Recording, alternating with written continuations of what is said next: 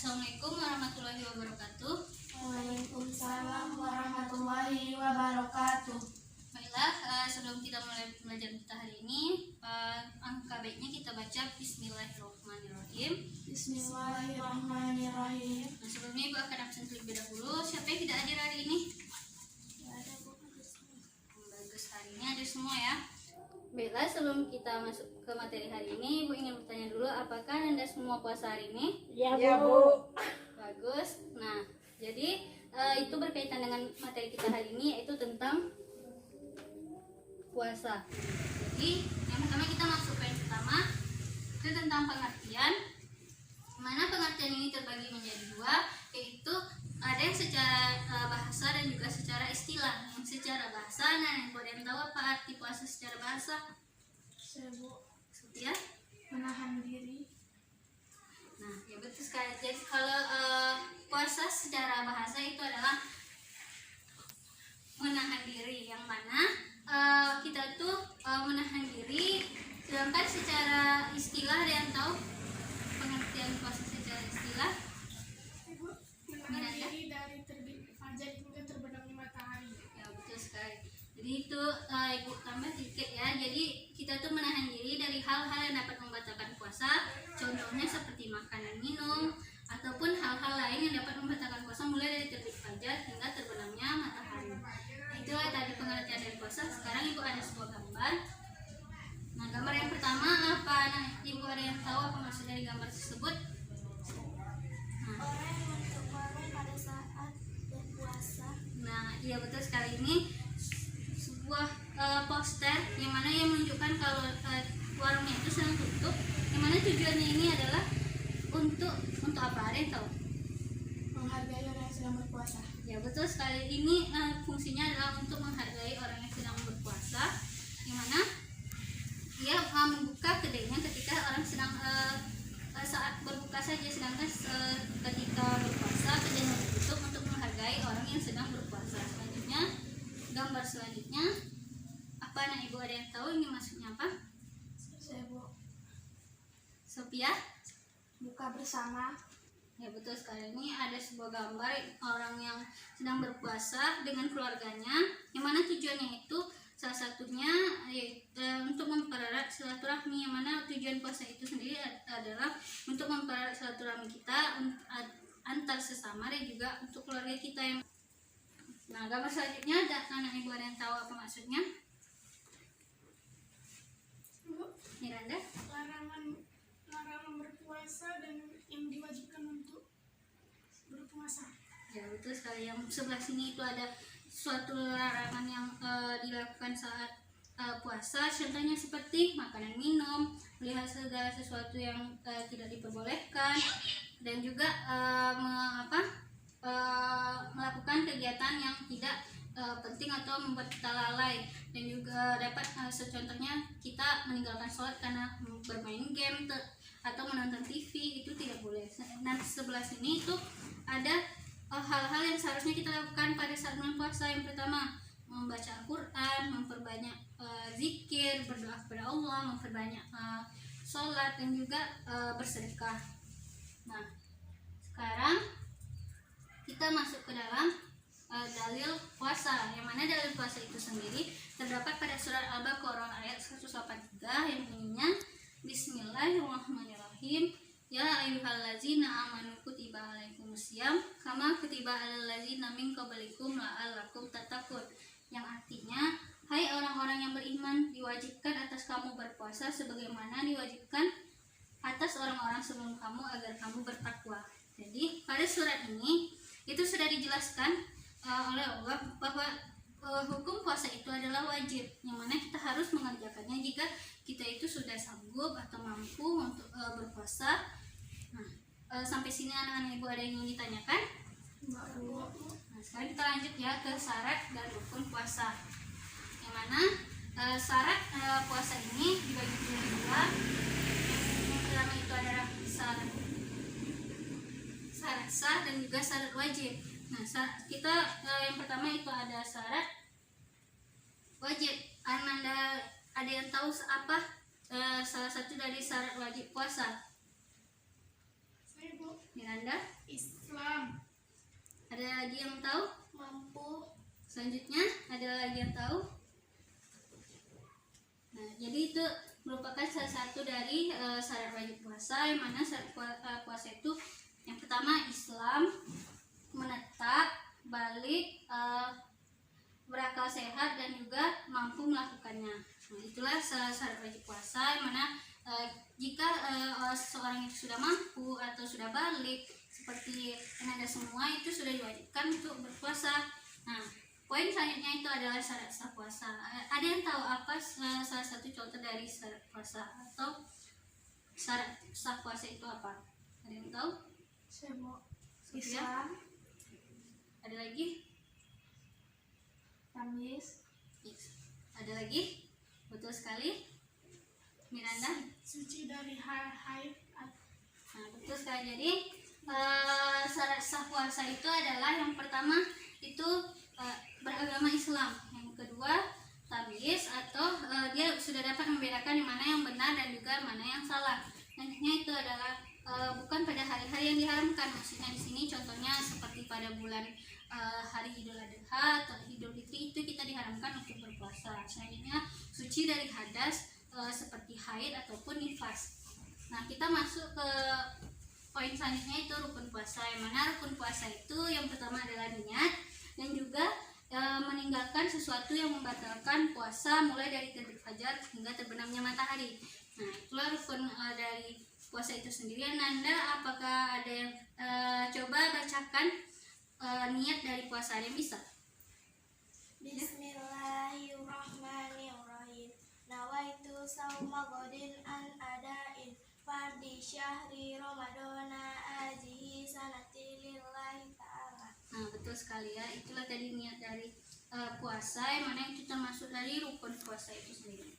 Nah, sampai sini Anda ada yang ingin ditanyakan? Tidak, Bu. Kita lanjut ya. Kita lanjut ke amalan-amalan sunnah yang pada waktu puasa. Yang pertama itu adalah makan sahur. Makan sahur termasuk ke dalam amalan sunnah pada saat bulan puasa. Selanjutnya itu adalah mengakhiri makan sahur, yang mana jika sudah imsak maka kita berhenti untuk sahur. Selanjutnya itu ada menyegerakan berbuka.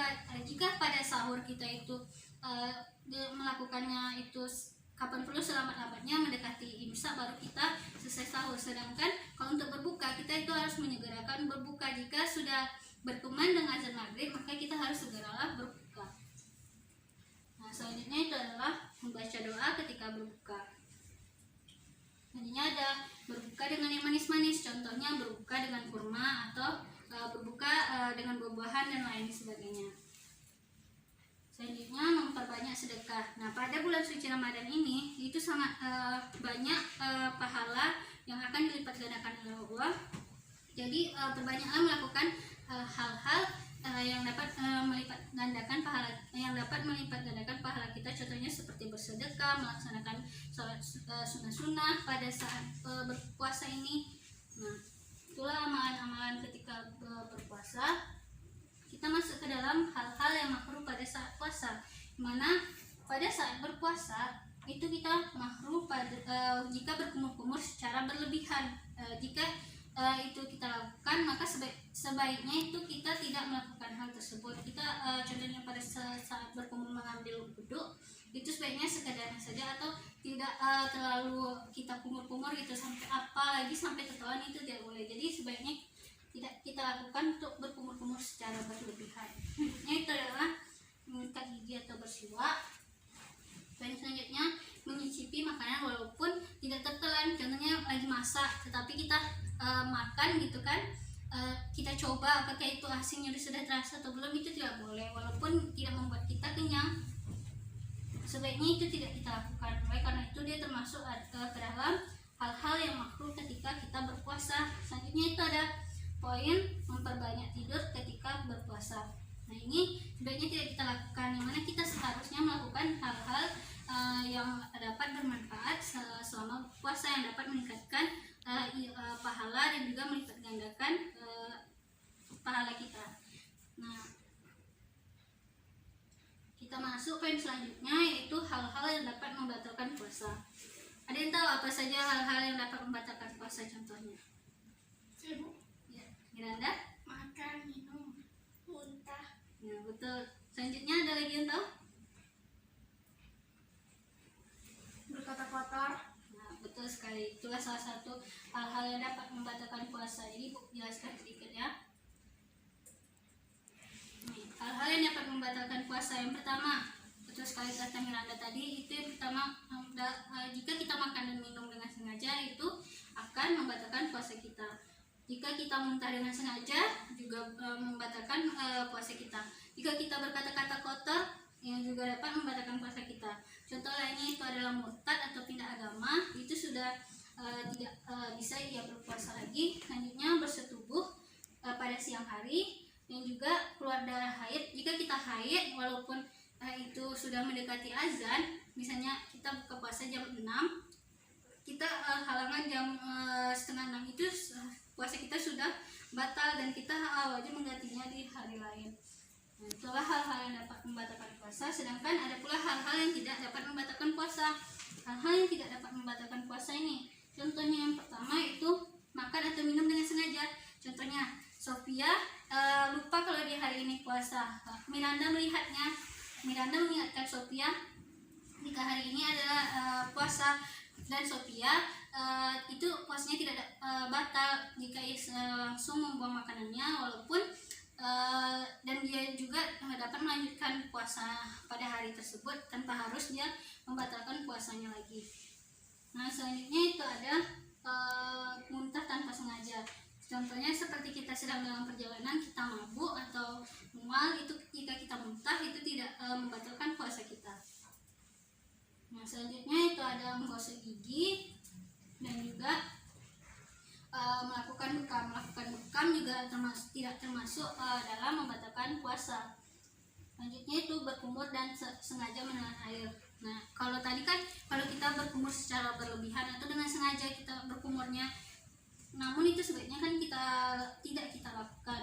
Tapi kalau misalnya saat mengambil air wudhu kita menelan airnya tanpa sengaja, itu tidak apa-apa dan tidak membatalkan puasa kita. Dari mulai amalan hingga yang tidak membatalkan puasa, ada yang ingin ditanyakan? Nah, sekarang kita masuk pada poin macam-macam puasa. Yang mana macam-macam puasa itu ada 3, yaitu yang pertama ada puasa wajib, yang mana harus kita lakukan.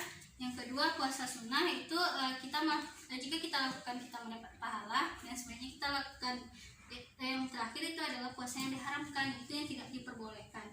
Nah, kita masuk poin pertama, yaitu puasa wajib. Yang mana puasa wajib itu seperti puasa kita pada bulan Ramadan ini, dan juga ada puasa yang dinamakan puasa nazar. Puasa nazar ini yaitu mengganti, misalnya kita sudah berniat dan kita berjanji akan berpuasa jika niat tersebut tercapai gitu. Itu termasuk ada puasa nazar. Selanjutnya itu ada puasa kifarat, yang mana puasa ini itu adalah puasa denda. Nah, jika kita contohnya ketika kita halangan, maka kita menggantinya di lain hari. Atau misalnya seperti ibu yang sedang menyusui atau yang sedang hamil bisa mengganti denda atau puasa kifarat ini. Nah, selanjutnya itu adalah puasa sunnah, yang mana puasa sunnah ini contohnya seperti puasa Senin Kamis, puasa Nabi Daud, atau puasa 6 hari di bulan Syawal dan lain-lain. Selanjutnya ada puasa yang diharamkan, yang mana tidak boleh kita berpuasa pada hari tersebut. Contohnya puasa pada hari bulan suci Ramadan, pada Idul Adha dan juga pada Idul Fitri. Nah, itulah tadi macam-macam puasa. Lanjut kita pada halangan ataupun uzur puasa. Pada halangan uzur puasa ini, yang pertama itu orang-orang yang mendapatkan atau orang-orang yang tidak bisa melakukan puasa. Contohnya seperti ibu hamil, ibu yang sedang menyusui, atau orang yang sakit, dan juga ada pula orang yang sudah tua renta ataupun yang lainnya. Nah, jika dia ingin menggantinya, itu dapat dengan membayar fidyah ataupun dengan menggantinya di hari lain. Nah, sampai sini ada yang ingin ditanyakan? Nah, sekarang ibu akan bentuk dua kelompok yang mana akan diskusi dengan teman sebangkunya saja. Jadi pertanyaannya itu adalah coba Anda sebutkan dari hikmah puasa yang mana setelah kita mengetahui apa itu pengertian dari puasa, syaratnya, amalannya, hal-hal yang makruh dari semua poin ini, jadi apa manfaat ataupun hikmah dari kita berpuasa itu sendiri. Nah, sekarang Ibu beri waktu, jika sudah nanti perwakilan kelompoknya maju ke depan untuk mempresentasikan hasil diskusi dengan teman sebangkunya. Sudah siap? Sudah, Bu. Nah, untuk perwakilan Sofia yang maju ke depan.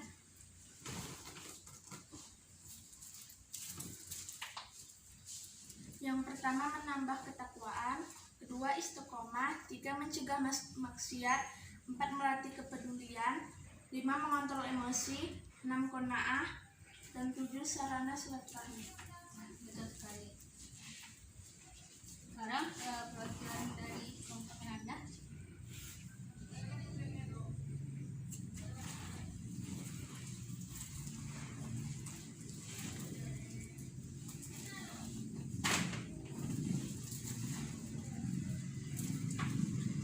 Melatih disiplin waktu, keseimbangan dalam hidup, mengurangi silaturahmi, peduli pada sesama, kalau ibadah memiliki tujuan, tiap kegiatan mulia merupakan ibadah. Ya, betul sekali. Jadi itulah hikmah dari puasa, yang mana kita dalam berpuasa itu contohnya seperti kita tadi yang disebutkan oleh Sofia dari kelompok Sofia, mempererat silaturahmi, yang disebutkan oleh kelompok Miranda tadi juga untuk mendisiplinkan waktu, yang mana dengan berpuasa manfaat lainnya itu juga kita seperti orang yang sedang yang sakit mah itu dapat dia lebih teratur makannya dan juga hidupnya lebih sehat. Jadi Ibu rasa Anda sudah paham. Sekarang siapa yang bisa menyimpulkan pelajaran kita hari ini?